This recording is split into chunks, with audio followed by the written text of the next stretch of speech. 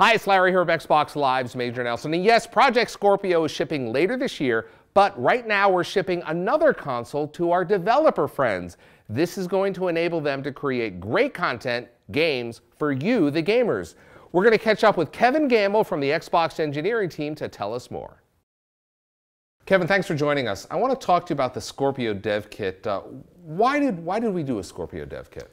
So Larry, when we went and kicked off Project Scorpio, we actually went on the road and talked to our third-party development partners and talked to them about really what they wanted in a dev kit. It's important to the team, kind of the way we think about the development process is to get the tools out of the way of the developer and really enable them to create the game they wanted to create and kind of in the vision that they wanted to create it in, and make sure our tools are out of the way.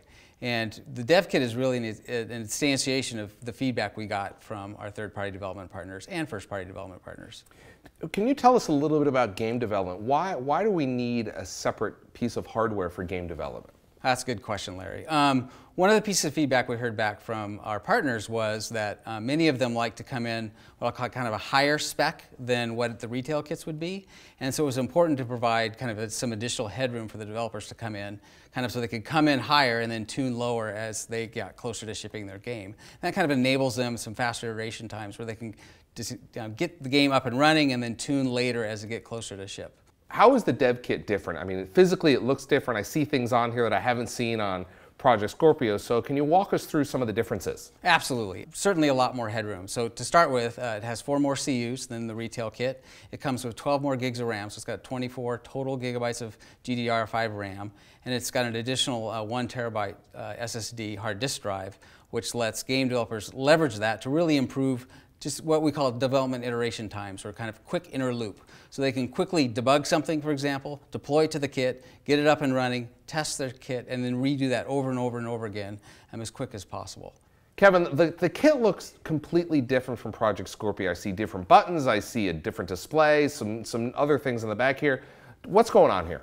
So all this is feedback we heard back from both our first and third-party development partners. This is the kit that even the Xbox platform team developers want to use. It is so good from the inside and from the outside. For example, the front panel display and the 5 programmable buttons.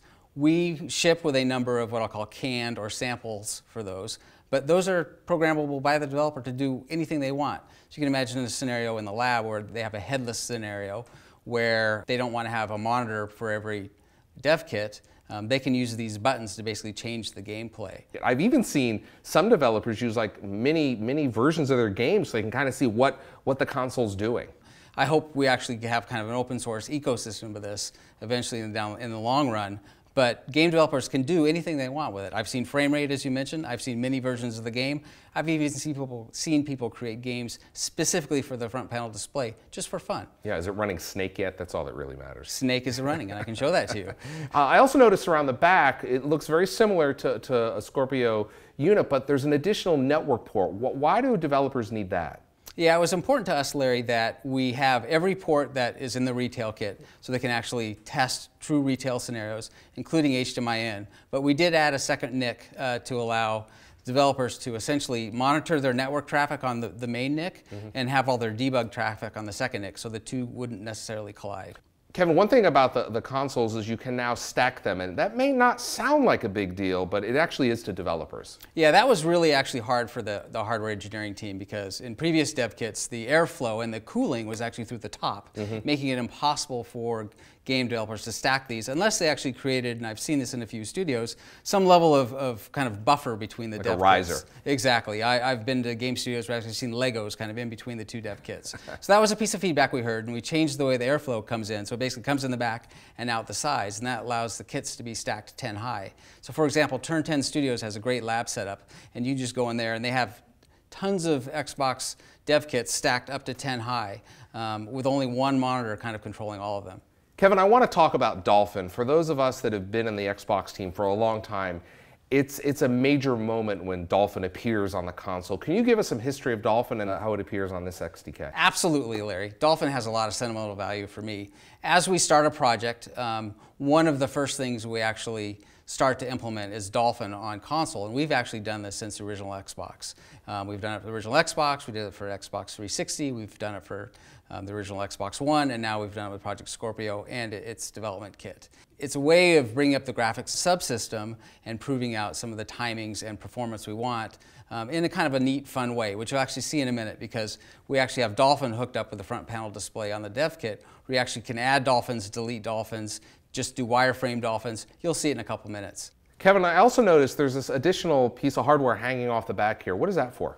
That's what we call the Xbox transfer device. And one of the pieces of feedback we heard from our partners was iteration times were super important. And part of that iteration time is kind of deploying your build from a PC to the console. And what the Xbox transfer device facilitates is speeds up to 450 megabytes a second. So a deployment can actually happen in less than 4 minutes, where traditionally without that device it would take for a full build potentially up to 20 minutes. So it really helps them iterate quicker on their game title. Sounds like you checked a lot of boxes for developers, and that can mean really one thing, which is great games coming to Project Scorpio. You got it, Larry. You're absolutely right. Feedback so far, as we've sent dev kits out to our partners, has been fantastic, and I can't wait to see what they have at E3.